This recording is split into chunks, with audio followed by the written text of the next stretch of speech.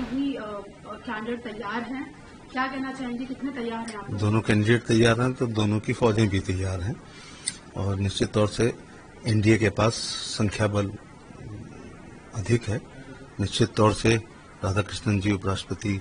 बनने जा रहे हैं और हम लोग उनके पक्ष में मतदान करेंगे और एनडीए की जीत होगी और उनके लिए शुभकामनाएं भी रहेंगी कि देश के सर्वोच्च पदों में से एक पर वो आसीन होंगे, राज्यसभा में की कार्रवाई सुचारू रूप से चलाएंगे और हमारे गार्जियन भी होते हैं, कस्टोडियन भी होते हैं, जो चेयरमैन होते हैं और स्पीकर होते हैं, उनके नेतृत्व में राज्यसभा बहुत सुचारू रूप से चले, ऐसी शुभकामनाएं देता हूँ। कुछ ही देर में वोटिंग मतदान शुरू होने वाले हैं,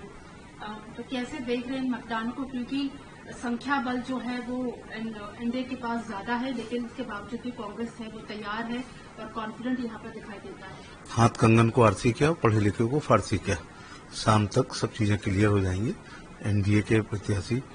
राधाकृष्णन जी भारी बहुमत के साथ जीतेंगे और उपराष्ट्रपति की गर्मा उसकी कुर्सी उसको उस पर आसीन होंगे और ऐसी हमारी बधाई भी है और शुभकामनाएं भी। देखिए, ये हम लोग पहले से डे वन से हम लोगों ने कहा कि बैटल ऑफ आइडियाज है, बैटल ऑफ आइडियोलॉजीज है, दो सेट्स ऑफ आइडियाज के बीच में ये मुकाबला है। तो इसमें हम लोगों को लगा जो परिस्थितियां पैदा हुए हैं देश में और पिछले कुछ दिनों से जो राज्यसभा में हो रहा, पार्लियामेंट में जो हो रहा है, उसको दिमाग में रखते हुए हम लोगों ने सोचा कि एक नॉन पार्टी कैंडिडेट, किसी पार्टी को बिलोंग ना करें, बायस ना रहें, पार्टीजन ना रहें और कॉन्स्टिट्यूशनल वैल्यूज को अपहोल्ड करें, ऐसे एक व्यक्ति को हम इस चुनाव में उतारते हैं। क्योंकि इस चुनाव में विप नहीं है, इस चुनाव में सीक्रेट बैलेट है, इस चुनाव में सिर्फ एमपीज वोट करते हैं। तो हम लोगों ने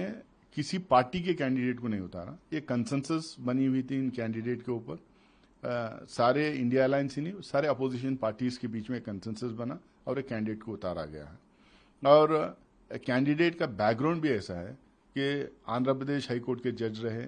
combined high court of north eastern states के चीफ जस्टिस रहे, सुप्रीम कोर्ट के जज रहे और इम्पैकेबल ट्रैक रिकॉर्ड इनका है और जो जजमेंट इन्होंने दिए हैं वो भी हिस्टोरिक जजमेंट्स हैं। तो हम लोग को लगा कि ऐसे व्यक्ति को वहाँ रखने से जो है ये पार्लियामेंट्री डेमोक्रेसी और पार्लियामेंट्री प्रैक्टिसेस एंड कन्वेंशंस जो है उसको अपहोल्ड करने में आसान होगा। तो इसीलिए ये कैंडिडेट को सामने लाया गया। अब अपील कैंडिडेट ने हर एक एमपी को,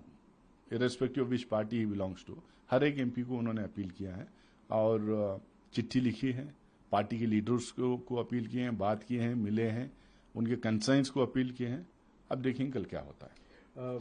आपने बात करी, सब दो पार्टीज हैं जो एब्सटेन करेंगी, शायद पार्टिसिपेट नहीं कर रही हैं, कितना इम्पैक्ट पड़ेगा, क्योंकि ये अपोजिशन में भी हैं, और आपके हिसाब से जो इसमें मैथमेटिकली कैलकुलेशन आपका बैठेगा उसमें कोई इम्पैक्ट पड़ेगा आपके हिसाब से? देखिए, हमारा मानना ये है कि देश में दो सेट ऑफ आइडियाज़ के बीच में जब मुकाबला हो रहा है और एक सेट ऑफ आइडिया जो है उस आइडिया से जुड़ता है जो इस देश को बनाया है,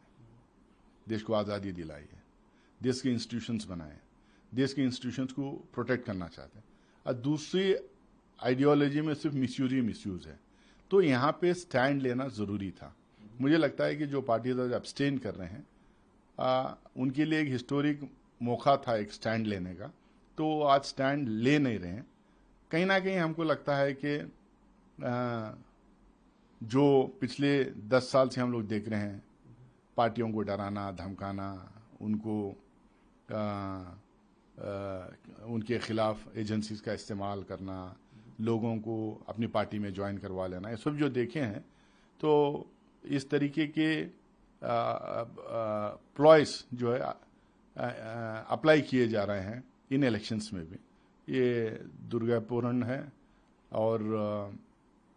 हम लोग को लगता है कि जो है अगर सारे एमपीज और सारे पॉलिटिकल पार्टीज अपने कंसर्न्स के को, अपने आत्मा, इनर कॉल जो भी हम कहते हैं, उसको उसके तहत अगर काम करेंगे तो फिर हमारे कैंडिडेट को जीतना चाहिए।